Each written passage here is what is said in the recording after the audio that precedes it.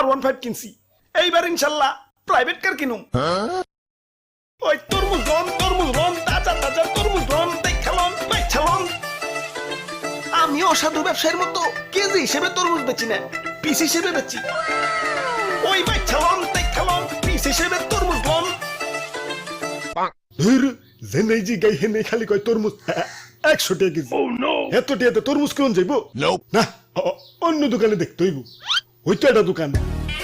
ওই ভাই তরমুজ লন পিস হিসেবে ব্যস্তাছি। তা তরমুজ ভালো তো? ভালো মানে একবার কিনবেন তো আরেকবার আইবেন। লন বেচলন। ওই বাবা বড়টা কত? বড়টা একদম 800 টাকা। টেকা হইছে এত কে? ভাই সাইজটা দেখছেন? ওজন দিলে পাক্কা 8 কেজি হইব।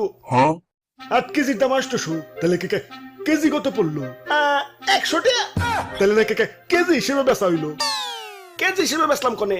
এই যে নাও এক পিস